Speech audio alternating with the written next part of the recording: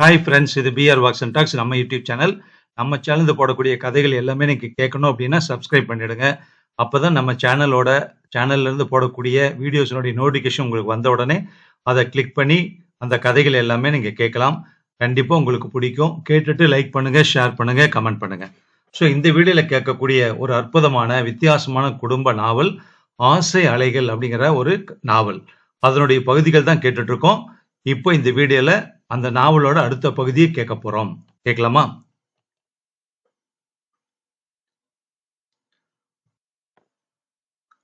பகுதி 4 மற்றும் இறுதி பகுதி. அத்தியாயம் 10. கடைசி வருட படிப்பின் போது கல்லூரியில் நடந்த கலை நிகழ்ச்சியில் அவனை பங்கெடுத்துக் கொள்ள சொல்லி நண்பர்கள் அனைவரும் வற்புறுத்தினார்கள். ஐயோ, எனக்கு நடிப்பெல்லாம் வராதுரா. அப்போ பாட்டு பாடு. நான் பாடுனா யார் கேட்கறது? அதெல்லாம் தெரியாதுரா விச்சு. உனக்குன்னு ஒரு 10 நிமிஷம் ஒதுக்கி இருக்கும். நீ என்ன வேணா செய்ய, அது உன்னுடைய இஷ்டம். அட்லீஸ்ட் எதை பத்தியாவது லெக்சர் அடி, இல்ல கவிதை எழுதி படி. பட் ஏதாவது செய்யத்தான் வேணும்டா. நண்பர்கள் தீர்மானமாக சொல்லிவிட்டார்கள். என்ன செய்வது என்று இரவு பகலாக மண்டையை பீய்த்து கொள்ளாத குறையாக யோசித்தான் விச்சு. என்னடா தட்டை பார்த்து சாப்பிடாம என்ன யோசனை? சித்தப்பா கேட்க அவன் சுதாரித்துக் கொண்டு அவரை பார்த்தான். தன்னுடைய சங்கடத்தை அவரிடம் சொன்னான். இவ்வளவுதானே? 10 நிமிஷத்துல பேசுறாப்ல அழகா ஒரு லெக்சர் ரெடி பண்ணிக்கோ. பேச்சுங்கிறது ஒரு அழகான கலை. வாழ்க்கைனா என்னன்னு தத்துவங்களோட குட்டி குட்டி கதைகளை சேர்த்து புரியும்படியா, அனைவரையும் கவரும்படியா பேசு. பேசுறதா? விச்சு தயங்கினான். தோ பாரு விச்சு, அங்க எல்லா விதமான நிகழ்ச்சியும் இருக்கும். எல்லாமே பொழுதுபோக்கு அம்சமா தான் இருக்கும். வாழ்க்கைங்கிறது வெறும் பொழுதுபோக்கு மட்டும் இல்ல அப்படின்னு பேச அங்க யாராவது வேண்டாமோ? அதான் நீ பேசுங்கிற. சித்தப்பா அவனை உற்சாகப்படுத்தினார், தைரியம் கொடுத்தார். ரெஃபரன்ஸுக்கு நிறைய புத்தகங்கள் வாங்கி கொடுத்தார். பல மணி நேரம் பாடுபட்டு 10 நிமிட உரையை தயாரித்தான். தானே பலமுறை படித்து பார்த்து நிறைய மாற்றினான். கச்சிதமாக எடிட் பண்ணினான். சித்தப்பாவிடம் படித்து காட்டினான். பலே பலே என்று பாராட்டினார் சித்தப்பா. அருமையா வந்திருக்கு விச்சு. ஆனா நீ இத படிச்சேன்னா இதோட அழகு போயிடும். இத ஆழமா மனசுல பதிய வச்சுண்டு நீயா பேசுற மாதிரி பேசு. பேச்சு உனக்குள்ள இருந்து வர்ற மாதிரி இருக்கணும். ஸ்பான்டேனியஸா இன்னும் சில கருத்துக்கள் கூட தோணலாம். அதையும் கூட சேர்த்து பேசு. மத்த எல்லா புரோகிராமும் மறந்தா கூட நீ பேசுற விஷயம் யாரும் மறக்காதபடி பேசிட்டு வா. என்ன? சித்தப்பா கை குலுக்கி அவனுக்கு வாழ்த்து சொன்னார். கலை நிகழ்ச்சி என்று அவனுக்கே தெரியாமல் சித்தப்பாவும் சித்தியும் சென்று ஒரு மூலையில் நின்று கொண்டார்கள். அவன் பேசுவதை கேட்க. நகைச்சுவை நாடகம் ஒன்றிற்கும் அடுத்த நிகழ்ச்சிக்கும் இடையில் ஒரு 10 நிமிட இடைவெளியில் அவனை பேச அழைத்தார்கள். அவன் பேச ஆரம்பித்த அரை நிமிடம் வரை அவையில் சலசலப்பும் நாடகம் பற்றிய பேச்சும் சிரிப்புமாக இருந்தது. ஒரு சிலர் அமைதியாக கேட்க ஆரம்பித்த பின் சிரித்து பேசியவர்களை அமைதியாக இருக்கும்படி சொல்ல மெல்ல மெல்ல சப்தம் குறைந்தது. 2வது நிமிடம் முதல் அவன் பேச்சில் முக்கால்வாசி பேரும் லயித்து போக ஊசி விழுந்தால் கேட்கும் அளவுக்கு நிசப்தம் சூழ்ந்தது. மழை திறந்த வெள்ளம் போல் சீராக அழகாக வந்து விழுந்த வார்த்தைகளும் அதில் அடங்கியிருந்த அர்த்தங்களும் தத்துவங்களும் நடுநடுவே அவன் கூறிய சின்ன சின்ன கதைகளும் அனைவரையும் பிரமிக்க வைத்தது. வாழ்க்கை என்பது நம் முன்னே ஆடிக்கொண்டிருக்கும் சிக்கலான நூல்கண்டு. மிகப்பெரிய புதிர் என்றும் சொல்லலாம். இது மெல்ல மெல்ல அவிழும் புதிர். நம் அனுபவங்கள் தான் இந்த புதிரை சிறுக சிறுக அவிழ்த்து நம்மை அழைத்துச் செல்கிறது என்று ஆரம்பித்த அவன் பேச்சின் முடிவில் வாழ்க்கை பற்றிய என் தேடல்களில் என் கண்ணில் புலப்பட்டதையும் என் அறிவுக்கு எட்டியவைகளையும் உங்களோடு பகிர்ந்து கொள்ளாவிடில் நான் உங்கள் நண்பனாக இருக்க லாயக்கற்றவன். நட்பென்பது உங்களிடமிருந்து அறிவது, நான் அறிந்ததை உங்களுக்கு சொல்லுவது. எனவே இந்த பேச்சை ஒரு பகிர்தலாக மட்டுமே எடுத்துக்கொள்ள வேண்டுகிறேன். உயரே ஸ்டூல் போட்டு நின்று உபதேசம் செய்கிறேன் என்று என்னை பிரித்து ஒதுக்கிவிட வேண்டாம் என்று பணிவோடு கேட்டுக்கொள்கிறேன் என்று கூறி அவன் முடித்தபோது அரை வினாடி வரை மிக மிக அமைதியாயிருந்த பார்வையாளர்கள் பிறகு சீரான ஒளியில் கைத்தட்ட அந்த கர ஒளி நிற்க 5 நிமிடமாயிற்று. மூர்த்தி திரும்பி மனைவியை பார்த்தார். சித்தியின் கண்களில் பெருமை மின்னியது. என்னமா பேசுறான் குழந்தை? சித்தி கண்களை துடைத்துக் கொண்டபடி சொன்னாள். அவன் பேச்சு முடிந்ததும் இருவரும் வந்த சுவடு தெரியாமல் கிளம்பி வீட்டுக்கு வந்துவிட்டனர். அதன் பிறகு வெகு நேரம் கழித்துத்தான் வந்தான் விஸ்வநாதன். ஒரு நிமிஷம் நில்லுடா. சித்தி அவனை நிற்க வைத்துவிட்டு குடுகுடுவென்று உள்ளே போய் ஆரத்தி தட்டோடு வந்தாள். என்ன சித்தி இதெல்லாம்? சித்தி எதுவும் சொல்லாது ஆரத்தி சுற்றி கொட்டிவிட்டு வந்தாள். நன்னா பேசினியா? சித்தப்பா கேட்க, தெரியல சித்தப்பா, கேட்டவாளதான் கேட்கணும் என்றான். ரொம்ப ரொம்ப ரொம்ப நன்னா இருந்ததுரா, என்ன கேளு சொல்றேன் என்று சித்தி சொல்ல அவன் வியப்போடு அவர்களை பார்த்தான். சித்தப்பா அவன் அருகே வந்து அவனை ஆற தழுவிக்கொண்டார். அற்புதண்டா விச்சு என்று தொண்டை கரகரக்க முணுமுணுத்தார். உங்களுக்கு எப்படி? நானும் அவரும் வந்திருந்தோமே. எங்க குழந்தை முதலா மேடையில பேசுறான்னா எங்களுக்கு எப்படி இங்க இருப்பு கொள்ளும்? விஸ்வநாதன் மிக மிக மகிழ்ச்சியும் நெகிழ்ச்சியும் அடைந்தான். நீ பெரிய ஆள வருவ பாத்துக்கோ. சித்தி மனமாற வாழ்த்த தேவர்கள் ஸ்தாஸ்து என்றார்கள். கல்லூரியின் ஆண்டு விழா மலரில் அவன் பேசிய உரை ஒரு வரி கூட விடாமல் வெளியாயிற்று. அதை தொடர்ந்து 4வது நாள் வீட்டுக்கு ஒரு மனிதர் அவனை தேடி வந்தார். என் பேரு சுந்தரேஸ்வரன், ஊனமுற்றோர் பள்ளியோட பிரின்சிபாலா இருக்கேன். அன்னைக்கு உங்க காலேஜ் கலை நிகழ்ச்சிக்கு சிறப்பு அழைப்பாளரா வந்திருந்தேன். உங்க அருமையான பேச்ச கேட்கிற அதிர்ஷ்டம் எனக்கு கிடைச்சது. என் பள்ளி குழந்தைகளுக்காக நீங்க ஒரு உரை கொடுக்கணும். அவங்களுக்கு தன்னம்பிக்கை கொடுக்கிற மாதிரி வாழ்க்கைனா என்னங்கிறத புரிய வைக்கணும். விஸ்வநாதன் திகைத்து போனான். சித்தப்பாவை கவலையோடு பார்த்தான். சார், எனக்கு அவ்வளவு எல்லாம் அன்னைக்கு ஏதோ ஃப்ரெண்ட்ஸ் எல்லாரும் சொன்னாங்கிறதுக்காக தான் நான் பேசினேன். இல்ல மிஸ்டர் விஸ்வநாதன், என்ன பொறுத்தவரை அது சாதாரண பேச்சே இல்ல.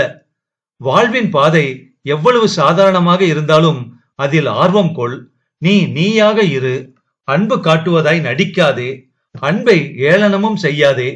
உண்மையை இதமாக தெளிவாக கூறு. முடிந்தவரை சரணடையாமல் அனைவரோடும் நல்லுறவு கொள். ஆஹா, என்ன வரிகள்! என்ன அற்புதமான வரிகள்!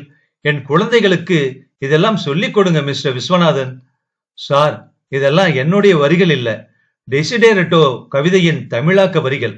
என் பேச்சுக்கு மேற்கோளா காட்டின, அவ்வளவுதான் என்றான் விச்சு. இருக்கட்டுமே, பேசுறவங்க எல்லாரும் எல்லாவற்றையும் படிச்சு மேற்கோள் காட்டிதானே பேசுறாங்க. தப்பொன்னு இல்லையே அதுல. அதெல்லாம் தெரியாது விஸ்வநாதன். வர வெள்ளிக்கிழமை நீங்க என்னோட ஸ்கூலுக்கு வரீங்க. என்னோட குழந்தைகளுக்கு ஊக்கம் கொடுக்க பேசுறீங்க, நம்பிக்கை ஏற்படுத்துறீங்க, சரியா? வந்தவர் உறுதியாக சொல்லிவிட்டு கிளம்ப விஸ்வநாதன் அப்படியே திகைத்து போனான். நான் சொல்லலையா நீ பெரிய ஆள வருவேன்னு? அதுக்கு இது ஆரம்பம் மாதிரி தான். தைரியமா போயிட்டு வா, உன்னால முடியும். சித்தி சொல்ல சித்தப்பா அதை ஆமோதித்தார். விஸ்வநாதன் அடுத்த உரை தயார் செய்ய ஆரம்பித்தான். கேட்கப் போவது குழந்தைகள் என்பதால் அவர்களுக்கு புரிகிறார் போல கவனமாக தயாரித்தான் தன்னுடைய உரையை. அத்தியாயம் 11. மேலும் 3 வருடங்கள் சென்றது. கடித போக்குவரத்து மட்டுமே சென்னைக்கும் தஞ்சாவூருக்கும் இருந்தது. அது கூட மூர்த்தி தான் நலம் விசாரித்து எழுதுவாரே தவிர அங்கிருந்து வருவது அபூர்வம்தான். லெட்டர் போட முடியாத சமயங்களில் டெலிபோன் மூலம் எல்லோரையும் நலம் விசாரித்து விடுவார் மூர்த்தி. நலம் கேட்டால் நலம்தான் என்பதற்கு மேல் சென்னையில் இருந்து யாரும் எந்த விவரமும் சொல்லிவிட மாட்டார்கள். விச்சு எப்படி இருக்கிறான் என்று ஜட்ஜி விசாரிக்கவும் இல்லை. ஒரு கட்டத்தில் பேசுவதும் கடிதம் போடுவதும் கூட குறைந்து போயிற்று. மாதத்திற்கு ஒரு தரம் என்பது போய் 4-5 மாதத்திற்கு ஒரு முறை என்று ஆயிற்று. இத்தனை வருடத்தில் விஸ்வநாதனின் வளர்ச்சி அபாரமாக இருந்தது. மாதத்திற்கு 4-5 இடங்களில் அவனை பேச அழைத்தார்கள். அவன் பேச்சு கேட்க கணிசமாய் கூட்டம் கூடியது. சில இடங்களில் அழகான ஆங்கிலத்திலும் உரையாற்றினான். பத்திரிகைகள் அவன் பேச்சை புகழ்ந்து எழுதின. காவி அணியாத விவேகானந்தர் என்று அவனை பாராட்டி எழுதியது ஒரு பத்திரிகை. அவனே நினைத்து பார்க்க முடியாத அளவுக்கு அவன் மெல்ல மெல்ல பிரபலமாகிக் கொண்டிருந்தான்.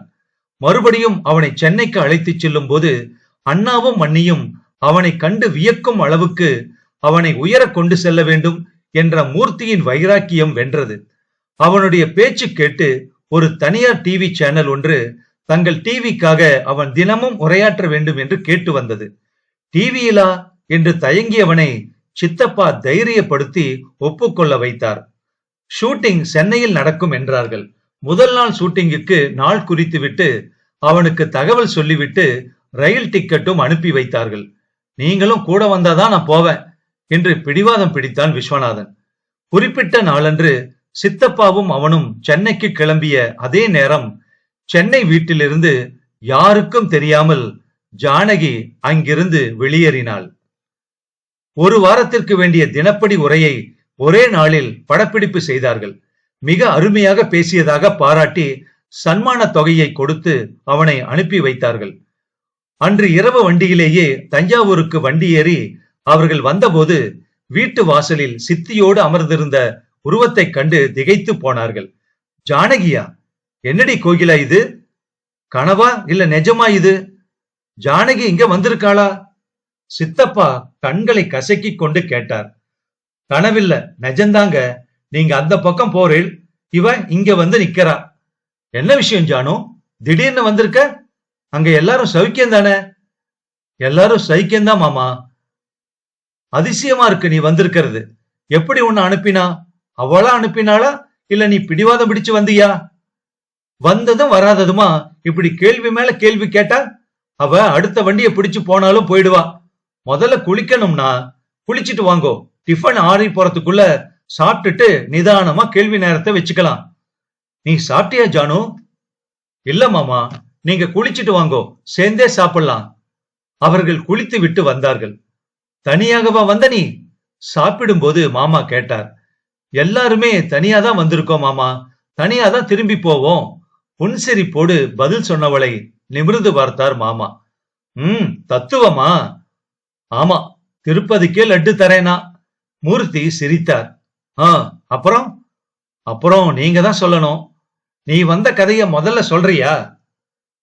என்னமோ உங்களை எல்லாம் பார்க்கணும்னு தோணித்து, அதான் வந்தே மாமா. 4 வருஷமா தோணாதது திடீர்னு இப்ப என்ன? என்னால நம்ப முடியல ஜானு.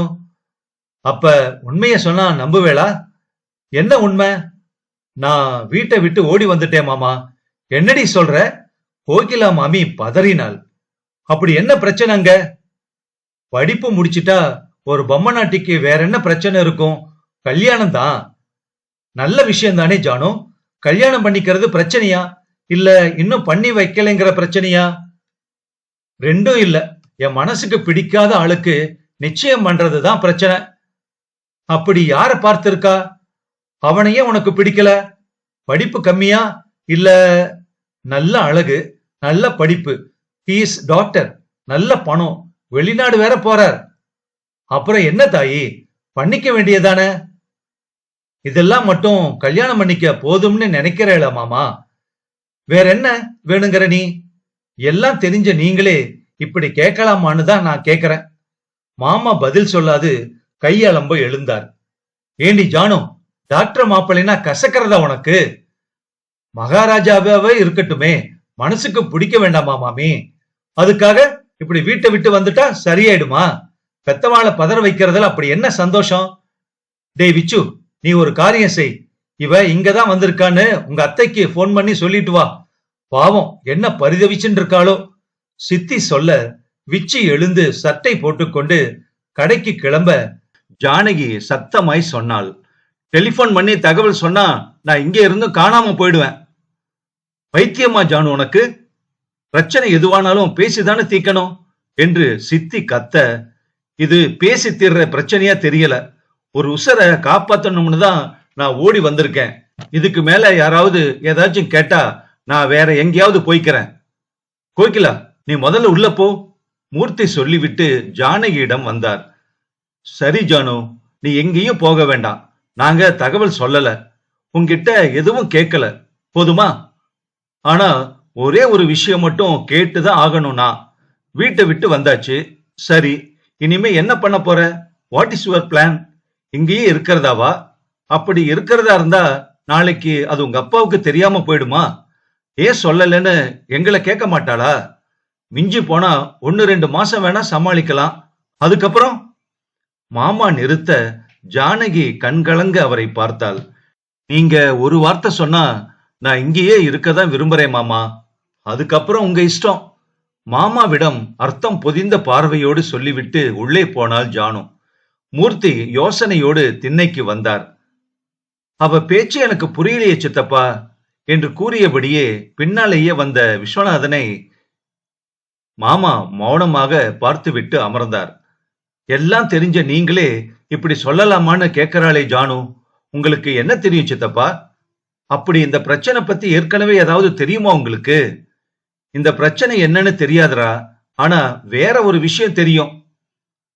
என்ன விஷயம்? அதுக்கு முன்னாடி உங்ககிட்ட ஒரு கேள்வி கேட்கலாமா? கேளுங்க சித்தப்பா. இப்படி உட்காரு. மூர்த்தி அவனை தன் அருகில் உட்காரச் சொன்னார். இரவு தவளைகளின் சத்தம் கேட்டபடி சற்று நேரம் அமர்ந்திருந்தார். நாம இங்க வந்து 4.5 வருஷமா இருக்குமா? அதுக்கு என்ன இப்போ? நீ டிகிரி முடிச்சாச்சு. உன்னுடைய லெக்சருக்கு நல்ல வரவேற்பு இருக்கு. டிவியில தொடர்ந்து பேச போற. ஓரளவுக்கு நல்ல பணமும் கிடைக்க ஆரம்பிச்சிருக்கு. இப்போதைக்கு வேலைன்னு எதுவும் இல்லாட்டாலும் பேச்சே முழு நேர வேலையானாலும் ஆச்சரியப்படுறதுக்கு இல்ல. அதே நேரம் நல்ல வேலையும் கிடைக்கலாம். எதுவானாலும் நீ லைஃப்ல செட்டில் ஆக இனி எந்த தடையும் இருக்காதுன்னு தோன்றது. நீ லெக்சர் கொடுக்கிற இடத்துல எல்லாம் இளைஞர்கள் கூட்டம் அதிகமாயிண்டே வர்றது. நிறைய பேரு உன் மேல ஈடுபாடு இருக்கிறதா வெளிப்படையாவே சொல்லிண்டு திரியறா. இதெல்லாம் இப்பதான். ஆனா நீ எல்லார்கிட்டையும் திட்டு வாங்கிண்டு ஊம புழுவா நடமாடிண்டு இருந்த காலத்திலேயே உன்னை நேசிச்ச ஒரு உள்ளத்தை பத்தி எனக்கு தெரியும். மாமா கூறி நிறுத்த விச்சு திகைப்போடு அவரை பார்த்தான். உனக்காக அந்த உள்ளம் எத்தனை நாள் கண்ணீர் விட்டு கலங்கி இருக்கு தெரியுமா? அம்மன் கோயில்ல அடிப்பிரதட்சணம் செஞ்சு நீ நன்னா இருக்கணும்னு வேண்டிண்டு இருந்தது உனக்கு தெரியாது. சொல்ல போனா அந்த வேண்டுதல் பழிக்க ஒரு மனுஷனா என்னால என்ன செய்ய முடியும்னு கூட நான் பல நாள் யோசிச்சிருக்கேன். உன்னை சுவீகாரம் எடுத்தது கூட அந்த நல்ல மனசோட வேண்டுதல் பழிக்க ஒரு வழி பிறக்கட்டுமேனு தான். விஸ்வநாதன் வியப்போடு அவரை பார்த்தான். நம்ப முடியல. ஆனா அதாண்டா நெஜம் விச்சு. நீங்க யாரை சொல்றேன்? எனக்கு தெரிஞ்சு என் அன்பா பாக்குற 2 ஜீவன்கள் நீங்களும் சித்தியும் தானே. பாதி நேரம் மொட்டை மாடியில இருட்டு நிலா நட்சத்திரம் இதை தவிர மனுஷால எங்க நீ உத்து பார்த்திருக்க? பார்த்திருந்தா பாசம் புரிஞ்சிருக்கு உனக்கு. கூறிவிட்டு மூர்த்தி சிரித்தார். பிறகு கேட்டார், சரி சொல்லு, நான் உனக்கு பொண்ணு பார்த்து கல்யாணம் பண்ணி வச்சா பண்ணிப்பையா? இல்ல உன் மனசுல யாராவது? ஐயோ என்ன சித்தப்பா, என்ன பார்த்தா அப்படியா தெரியறது? இப்ப நான் காட்டுற பொண்ணோட கழுத்துல தாலி கட்ட ரெடியா? ரெடிதான். ஆனா கல்யாணத்துக்கு இப்ப என்ன அவசரம்னு தான் எனக்கு புரியல. உனக்கு அவசரம் இல்ல, ஆனா மத்தவா நிலைமை சரியா இல்லையே. யார சொல்றேன்? வீட்டை விட்டு ஓடி வந்திருக்காளே அவளதான். சித்தப்பா சொல்ல விஸ்வநாதன் மூச்சை இழுத்து பிடித்துக் கொண்டு திகைப்போடு அவரை பார்த்தான். பட்டு பட்டென்று எல்லா புதிருக்கும் அந்த பதிலில் விடை கிடைத்தது. ஜானகியா? அவளையா? உங்களுக்கு எப்படி இது தெரியும் சித்தப்பா? கண்டுபிடிச்சேன்டா. கண் கலங்க அவ அடிப்பிரதட்சணம் வச்சிட்டு இருந்த ஒரு நாள் இந்த கண்ணீருக்கு என்ன அர்த்தம்னு கேட்டேன். உங்களை நம்பி சொல்லலாமான்னு கேட்டுது. சொல்லுன்னு சொன்னேன். தன்னுடைய மனசுக்குள்ள நீ இருக்கிறத மறைக்காம சொல்லிட்டு மடியில படுத்துண்டு குழந்தையாட்டம் அழுதுது. அவர் நன்னா படிக்கணும் மாமா, ஏதாவது செய்யுங்கோ மாமான்னுது. என்ன செய்யலாம்னு கேட்டேன். இப்படி தேளா கொட்டும் இடத்துல எப்படி படிக்க முடியும்? படிக்கிறதுக்கு மனசு சந்தோஷமா இருக்க வேண்டாமா? இந்த வீட்டுல இருக்கிறவரை அவரால் முன்னேறவும் முடியாது. திட்டி திட்டி இவாளே அவரை முன்னேறவும் விடமாட்டா. புள்ளையும் பிடிக்காட்டி வீட்டை விட்டு விரட்டட்டும்.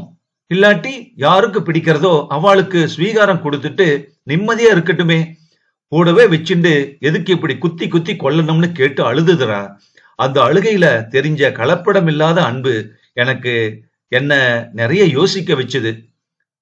அவ சொன்னதுல இந்த விஷயங்களும் நியாயமும் தான்னு தோணித்து. உன்னை அண்ணா கிட்ட இருந்து பிரிச்சாதான் உன்னுடைய எதிர்காலம் பிரகாசமாகும்னு புரிஞ்சுது.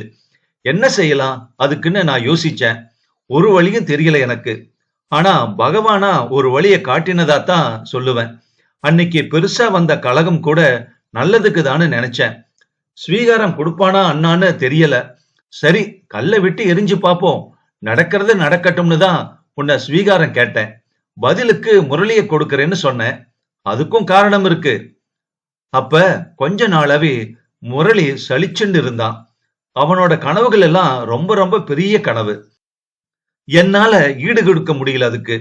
உனக்கு புள்ளையா பிறந்ததுக்கு பெரியப்பாக்கு பிறந்திருந்தா என்னை எவ்வளவோ பெரிய ஆளாக்கி இருப்பார். ஆனா கடவுள் பாரு, ரொம்ப குரூரமானவன். எனக்கு உங்கள் அப்பாவாகவும் அவருக்கு விச்சு மாதிரி ஒரு மக்கு பையனை புள்ளையாவும் கொடுத்திருக்கான். என்னன்னு சொல்ல அப்படின்னு சொல்லி புலம்பினான்டா. புள்ளைங்கிற பாசம் அப்பவே போயிடுத்து எனக்கு. ஒரு சுயநல பிண்டமா தான் என் கண்ணுக்கு தெரிஞ்சான் அவன். இனம் இனத்தோட சேரட்டும்னு தான் அவனை சுவீகாரம் தர தயார்னு சொன்னேன். என் புள்ளைய பழக்க வச்சு பெரிய ஆளாக்கிடுவார் அண்ணா. அதுக்கு இணையா முடிஞ்சா அவனை விட உன்னை மரியாதைக்குரியவனா ஆக்கணுங்கிறது தான் என்னோட கனவாக இருந்துச்சு. உன்னை பெரிய ஆளாக்க சொல்லி தெய்வத்துக்கு தினமும் நம்பிக்கையோட அப்ளிகேஷன் போட்டேன். என்னோட வேண்டுதல்கள் வீண் போகலடா. இன்னைக்கு நீ முரளிய விட பெரிய ஆளாதான் வந்திருக்க, சந்தேகம் இல்லை. அதெல்லாம் பத்திரிகைகளும் மக்களும் பாராட்டுற அளவுக்கு பெரிய ஆள் நீ.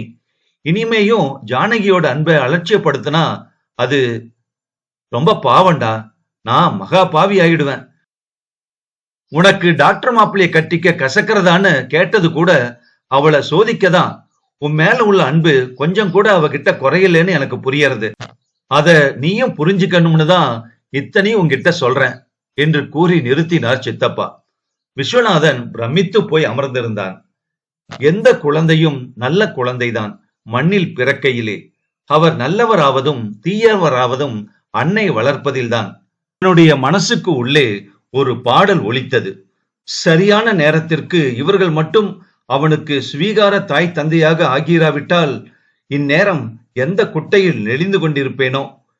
இந்த உயர்வை தந்தவர்களுக்கு பதிலுக்கு என்ன செய்ய போகிறான் அவன்? 10 மாதம் சுமந்து பெற்றவளுக்கு கூட இல்லாத பரிவும் பாசமும் காட்டி இவன் உயர்வே தங்கள் சந்தோஷம் என்று விரதம் இருந்து வேண்டி இவனுக்காக பெற்ற பிள்ளையை கூட சீ போ என்று உதறி, கடவுளே, எந்த ஜென்மத்து புண்ணியம் இது? இப்படி ஒரு பாச வலையில் சிக்கத்தான் அந்த வெந்நீர் குளத்தில் துடித்துக் கொண்டிருந்தானா? என்னடா யோசனை? சித்தப்பா அவன் தோளை தொட்டார். ஒண்ணு இல்ல சித்தப்பா, ஏதோ நினைச்சேன். பத்திரிக்கை அடிக்க கொடுத்துடலாமா? கொடுத்துடலாம்ப்பா. ஆனா அத்தையை கேட்க வேணாமா? ராஜேஸ்வரிய பத்தி உனக்கு தெரியும். அவ இதுக்கு நிச்சயம் ஒத்துக்க மாட்டா. அப்புறம் எப்படி சித்தப்பா? பெரியவா பிடிவாதத்தை விட குழந்தைகளோட சந்தோஷம் தாண்டா எனக்கு முக்கியம். பத்திரிக்கையை அடிச்சுட்டு அனுப்பி வைக்கிறேன். வந்தா வரட்டும், வந்து வாழ்த்தட்டும். இல்லாட்டி இந்த ஊரு வாழ்த்து உன்ன. சித்தப்பா எழுந்தார். வாசக்கதவை சாத்திண்டு வாடா என்று சொல்லிவிட்டு படுக்க போனார் அவர். அத்தியாயம் 12 மற்றும் இறுதி அத்தியாயம். இப்படியே இருந்த எப்படி? அழுது சிவந்த முகத்தோடு ராஜேஸ்வரி கேட்டாள். என்ன செய்யலாம் சொல்லு? போலீஸ்ல புகார் கொடுத்துடலாமா? அதெல்லாம் வேண்டாம், ஜட்ஜ் அவசரமாக சொன்னார். வெண்ணெய் திரண்டு வர நேரத்துல இந்த மகா பாவி இப்படி கழுத்து அறுத்துட்டு காணாம போயிட்டாளே என்று புலம்பினாள் ராஜேஸ்வரி. எங்கதான் போயிருப்பா? ஆமா, இந்த கல்யாணத்துல அவளுக்கு இஷ்டம் தானே? சரின்னு அவ சொன்னப்புறம் தானே அண்ணா எல்லா ஏற்பாடும் பண்ணினோம். முரளிக்கு பிடிச்சிருந்தா சரின்னு சொன்னாலே. ஏண்டா முரளி, உனக்கும் அவளுக்கும் ஏதாவது தகராறா? சேச்ச, சொல்ல போனா நாங்க பேசிக்கிறது கூட கிடையாது. அப்புறம் ஏன் வீட்டை விட்டு போனா? ஒருவேளை வேற யாரையாவது என்று ஜட்ஜு கூற, அவ அப்படிப்பட்டவ இல்லைன்னா. ஒருவேளை யாராவது கடத்தின்னு போயிருந்தா? ஐயோ கடவுளே, சொல்லாதீங்கோ அப்படியெல்லாம், என்னால தாங்க முடியாது. யாராவது ஏதாவது செய்யுங்கோ, அவளை கண்டுபிடிங்கோ என்று கதறினாள் ராஜேஸ்வரி. நீ பதறாத, நான் பாத்துக்கிறேன். ஜட்ஜ் அவளை சமாதானப்படுத்தி விட்டு கீழே வந்தார். இந்த பொண்ணு இப்படி செய்யுமோ? எங்க போச்சு? ஏன் போச்சு? அப்படியே திரும்பி வந்தாலும் உங்க மானம் மரியாதையெல்லாம் என்ன ஆறுது? ஓடி போயிட்டு வந்த பொண்ண பிள்ளைக்கு கட்டி வச்சுட்டார் ஜட்ஜுன்னு காரி துப்பாதோ உங்களை? உங்க வம்சமே சுத்த மோசம். இதுக்குதான் வேண்டாம் வேண்டான்னு தலையால அடிச்சுண்ட. இப்பவும் ஒன்னும் கெட்டு போகல. சித்ரா இருக்கவே இருக்கா. நீ என்னடா சொல்ற முரளி? நீ சொல்லு, சித்ராவுக்கு என்ன குறை? என்னால முடியாதுமா. ஓடி போனவளைத்தான் கட்டிப்பேன்னு அப்படி என்னடா பிடிவாதம்? நீங்க என்ன சொன்னாலும் என்னால சித்ராவை பண்ணிக்க முடியாது, அவ்வளவுதான். ஒருவேளை ஜானகி வரவே இல்லைன்னா அப்பவும் சித்ராவை பண்ணிக்க மாட்டேன். பண்ணிண்டா அழகான வசதியான பொண்ணை தான் பண்ணிப்பேன். அத்திம்பேருக்கு 4 வீடும் பணமும் இருக்கேன்னு தான் ஜானகிக்கே நான் ஓகே சொன்னேன். படு கூலாக அவன் சொல்ல ஜட்ஜு அதிர்ச்சியோடு அவனை பார்த்தார். என்னடா பேசுற நீ? எங்கிருந்து இவ்வளவு சுயநலம் வந்தது உனக்கு? பணமா முக்கியம், மனுஷா முக்கியம் இல்லையா? பெரியப்பா கேட்க முரளி இளக்காரமாக சிரித்தான். இந்த கேள்விய நீங்க கேட்க கூடாதுப்பா. உங்க கௌரவத்துக்காகவும் சுயநலத்துக்காகவும் பெத்த புள்ளையே வேண்டாம்னு தூக்கி எரிஞ்சிட்டு படிப்புக்காகவும் புத்திசாலித்தனத்துக்காகவும் என்ன தத்தெடுத்துண்டவர் நீங்க. மனுஷர் முக்கியமான நீங்க சொல்றீங்களா? பாத்தேலா அவன் என்ன பேசுறான்னு பாத்தேலா நீங்க? இதுக்கா இவனை படிக்க வச்சோம்? கொஞ்சம் மான நன்றி விசுவாசம் இருந்தா இப்படி பேசுவானா? எத்தனை கரிச்சு கொட்டி இருப்போம் விச்சுவ. ஒரு வார்த்தை எதிர்த்து பேசி இருப்பானா அந்த குழந்தை? அந்த பழுத கொடுத்துட்டு இந்த பாம்பை பதிலுக்கு வாங்கி பால் வார்த்தம் பாருங்கோ, நமக்கு வேணும் இதெல்லாம். நாகரத்னம் கிடைக்கும்னு நம்பினோம், ஆனா இது விஷத்தை கக்கறது என்று பெரியம்மா கத்தினாள். அப்படின்னா விலை உயர்ந்த ரத்தனத்தை எதிர்பார்த்துதான் என்ன தத்தெடுத்து பால் ஊத்தினேளா? சுயநலமி யாரு, நீங்களா நானா? ரத்தனம் கிடைக்கலன்னதும் உங்க புத்திய காட்டிட்டேலே. நீங்க குட்ட குட்ட குனிய, நான் ஒண்ணும் விச்சி இல்ல. குனியணும்னு எனக்கு ஒரு அவசியமும் இல்ல. நான் சொல்லலையா உங்க வம்சமே மோசம்னு? பாருங்கோ இப்ப என்று கத்தினாள் பெரியம்மா. நீ கொஞ்சம் சும்மா இருக்கியா? ஜட்ஜ் அவளை அடக்கிவிட்டு முரளியின் பக்கம் திரும்பினார். நீ என்னதாண்டா சொல்ல வர? உன்னோட காரியம் எல்லாம் முடிஞ்சாச்சுன்னு திமிரா பேசுறியா? இன்னும் முடியலன்னு நான் சொல்றேன். நீ லண்டன் போறது என் கையில தான் இருக்குன்னு புரிஞ்சுக்கோ. பிளாக்மெயிலா? சபாஷ், ஜட்ஜுக்கு இது தேவைதான். ஆனா இந்த மிரட்டலுக்கெல்லாம் நான் பயப்பட மாட்டேன். உங்களை விட பணக்காரரா பார்த்து அவர் பொண்ண கல்யாணம் பண்ணி லண்டனுக்கு போக எனக்கு தெரியும். ஜட்ஜ் அப்படியே அதிர்ந்து போனார். இப்படி யாரும் அவரை சாட்டையால் அடித்ததில்லை. தவறு செய்து விட்டோம் என்று முதலாக புரிந்தது அவருக்கு. இந்த உறுத்தலுக்கு எல்லாம் காரணம் முரளி பேசியது மட்டுமல்ல, டிவியில் கேட்ட விச்சுவின் பேச்சும் தான். பேசுவது விச்சுதானா என்று அவராலேயே நம்ப முடியவில்லை. திரையில் தெரிவதும் விச்சுதானா என்று வியந்தார். என்ன ஒரு மாற்றம் அவனிடம்! நோஞ்சான் உடம்பும் விரக்தி படர்ந்த கண்களும் போய் கம்பீர இளைஞனாய், கண்களில் புது ஒளியும் தன்னம்பிக்கையும் வாழ்க்கை பற்றிய ஞானமும் முகத்தில் ஒருவித தேஜசுமாய். அடே அப்பா, விச்சுதானா இவன்? என் விதையின் பிரம்மாண்டம் தானா இந்த தேஜஸ்? எங்கிருந்து பெற்றான் இத்தனை ஞானமும்? இத்தனை நாள் எங்கு ஒளித்து வைத்திருந்தான்? இந்த ஞானத்தை இங்கே ஏன் காட்டவில்லை? காட்டியிருந்தால் நான் இவனை தம்பிக்கு கொடுத்திருக்க மாட்டேனா? கை தவற விட்டு விட்டேனா? இனி திரும்ப கிடைக்குமா? உள்ளம் புழுங்க ஆரம்பித்தது அவருக்கு. ஒரு பக்கம் ஏக்கம், மறுபக்கம் முரளி வீசிய விஷம் என ஜட்ஜு துவண்டு போனார். இடிமேல் இடியாக விழுந்தால் யாரால் தான் தாங்க முடியும்? தினமும் காலையில் டிவிக்கு முன்னால் உட்கார்வது மட்டும்தான் இப்போது சந்தோஷமாக இருந்தது அவருக்கு. ஆனால் அவருக்கு முன்னால் டிவி எதிரில் ஆஜரானால் அம்மா. என் புள்ள என்னமா பேசுறான் பாருங்கோ, எங்கே இருந்து படிச்சான் இத்தனையும்? எனக்கு இப்பவே அவனை பார்க்கணும் என்று பிடிவாதம் பிடித்தாள். இப்ப அவன் உன்னோட புள்ள இல்லடி. தத்து கொடுத்துட்டா புள்ள இல்லைன்னு ஆயிடுமா? கோயில்ல கடை தெருவுலன்னு பாக்குறவா எல்லோரும் உன் புள்ள விச்சு என்னமா பேசுறான்னு தான் மூக்கு மேல விரல் வச்சு கேக்குறா, தெரியுமோ? அவளை பொறுத்த வரைக்கும் விச்சு இன்னும் என் புள்ளதான். நீ தான் அடிச்சுக்கிற. அவனுக்கு வந்து உன்னை பார்க்கணும்னு தோணித்தோ? தத்து கொடுத்துட்டா உறவருந்து போயிடுமா என்ன? புள்ளைன்னு வர வேண்டாம், பெரியப்பான்னு கூப்பிட்டுட்டாவது வர தோணித்தோ? அவனுக்கு வரணும்னு தான் இருக்கும். உங்க தம்பி தான் போக வேண்டாம்னு சொல்லியிருப்பார். நம்ம பிள்ளையால இப்ப அவருக்கு தானே பேரும் புகழும் பணமும். எங்க எல்லாம் போயிடுமோன்னு பயம். முரளி குணம் அவருக்கு முன்னமே தெரிஞ்சிருக்கும். அதுதான் நம்ம தலையில நைஸா கட்டிட்டு இப்ப என் பிள்ளையோட நிம்மதியா இருக்கார். அவா புள்ள இங்க நம்ம நிம்மதிய குலைச்சுட்டு இருக்கான். போதும்டாப்பா, இனி இவன் வாயில பேச்சு கேட்க என்னால ஆகாது. இப்பவே நான் விச்சுவ பார்த்தாகணும். வாடாப்பான்னு அவனை நம்மளோட கூட்டிட்டு வந்தாகணும். நடக்கிற காரியமா பேசு. சுவீகாரம் கொடுத்ததுதான். எங்களோடது ஜென்டில்மேன் அக்ரிமெண்ட். பொல்லாத அக்ரிமெண்ட். பெத்த பாசத்துக்கு முன்னாடி பைசா பெறாது உங்க அக்ரிமெண்ட். நாம உடனே தஞ்சாவூர் போயாகணும். ஏற்பாடு பண்ணுங்கோ, சொல்லிட்டேன் என்று உறுதியாக சொன்னாள். அவர் பதில் சொல்லவில்லை. வாசலில் போஸ்ட்மேன் பெல் அடித்து ஒரு கவரை எறிந்து விட்டு போனான். ஜட்ஜி எழுந்து போய் அதை எடுத்தார். ஏதோ திருமண அழைப்பிதழ். கவரை பிரித்து அழைப்பிதழை பிரித்தவர் அப்படியே ஸ்தம்பித்து நின்று விட்டார். சர் சர் என்று ஒன்றன் பின் ஒன்றாக 2 கார்கள் வந்து வாசலில் நிற்க மூர்த்தியும் விச்சுவும் எட்டி பார்த்தார்கள்.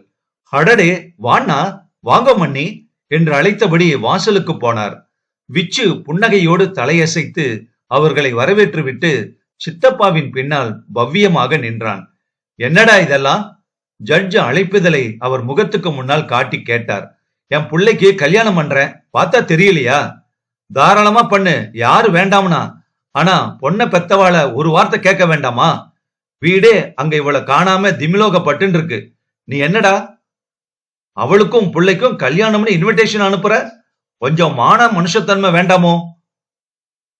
முதல்ல எல்லோரும் உள்ள வந்து உட்காருங்கோ, நிதானமா பேசலாமே. உன் வீட்டுல விருந்து சாப்பிட்டுட்டு போக வரல நாங்க. மரியாதையா ஜானகி அனுப்பி வையே. அவளை ஏற்கனவே முரளிக்கு நிச்சயம் பண்ணியாச்சு. அவளுக்கு அந்த கல்யாணத்துல இஷ்டம் இல்லன்னா அவ அப்படி சொல்லியிருக்க மாட்டா. நீதான் அப்படி சொல்ல வச்சிருப்ப. நன்னா இருக்கு. 5 வருஷம் கழிச்சு அவ இங்க வந்தப்புறம் தான் அவளையே நான் பாக்குறேன். நான் சொல்லிதான் அவ வீட்டை விட்டு வந்தான்னு சொல்றது சிரிப்பு தான் வருது எனக்கு. பாரா மூர்த்தி, என்னுடைய மான மரியாதையோட விளையாடாத. முரளிக்கும் ஜானகிக்கும் கல்யாணம் நடந்தே ஆகணும். நீ ஏதாவது இடைஞ்சல் பண்ணினா நாங்க 2 பேரும் விஷத்தை குடிச்சிட்டு சாக கூட தயங்க மாட்டோம். சொல்லிட்டேன், பாத்துக்கோ. என்னன்னா இதெல்லாம்? ஒரு ஜட்ஜு பேசுற பேச்சா இது? அசிங்கமா இல்ல? தற்கொலை முயற்சிக்கு என்ன தண்டனைன்னு தெரியாதா உங்களுக்கு? பொழைச்சாதானே. நீங்க ஒண்ணும் மிரட்ட வேண்டாம். ஜானகி வரமாட்டா. அவளை கூப்பிடு, நான் கேக்குறேன். என் முகத்தை பார்த்து சொல்லட்டும் நான் வரமாட்டேன்னு. ஜானகி. மூர்த்தி உள்பக்கம் நோக்கி குரல் கொடுக்க ஜானகி வெளியில் வந்தாள். என்னடி இப்படி பண்ணிட்ட? அம்மா ராஜேஸ்வரி அழ ஆரம்பிக்க ஜானகி அப்பாவை பரிதாபமாக பார்த்தாள். அவர் அமைதியாக நின்றிருந்தார். பார்த்துட்டு பேசாம நிக்கிறேளே, பலார்னு அவளை அரைஞ்சி இழுத்துண்டு வாங்கோ என்று அம்மா கதறினாள். அவர் மனைவியையும் மகளையும் ஒரு வினாடி மாறி மாறி பார்த்தார். பிறகு மனைவியை விட்டு விலகி வந்து பெண்ணின் அருகில் வந்தார். அடிக்கப் போகிறார் என்று எதிர்பார்த்தவர்களை ஏமாற்றும் வகையில் அவளை அணைத்துக் கொண்டார். பிறகு திரும்பி மனைவியை பார்த்தார். இவளை இங்கே அனுப்பி வச்சதே நான் தாண்டி, போதுமா என்றார். அத்தனை பேரும் விக்கித்து போய் அவரை விழித்து பார்த்தார்கள். கடவுளே, எங்கேயாவது இந்த அக்கிரமம் நடக்குமா? ஏங்க, ஏன் அப்படி செய்தல்? காரணத்தோட தான். அப்படி என்ன காரணம்? முரளிக்கு தெரியும் என்ன காரணம்னு. என்னடா முரளி, என்ன சொல்றாரு இவரு? என்ன கேட்டா எனக்கு என்ன தெரியும்? அப்ப சித்ராவை கேட்டா தெரியுமா? அத்திம்பேர் அப்படி கேட்டதும் முரளியின் முகம் திடுக்கிட்டு கருத்து போயிற்று. நெற்றி வியர்த்தது. சித்ராவை என்ன கேட்கணும்? அவகிட்ட கேட்டாதான் நிறைய விஷயம் வெளியில வரும். ஒரு நாள் ராத்திரி அவ மொட்டை மாடிக்கு வந்து சூசைடு பண்ணிக்க பார்த்தது ஏன்? தற்கொலை பண்ணிக்க விடாம அவளை தடுத்தது யாரு? தற்கொலைக்கு காரணம் என்ன? இதுக்கெல்லாம் பதில் சித்ரா கிட்ட தானே இருக்கு. அத்திம்பேர் பேச பேச முரளியின் உடம்பு நடுங்கியது.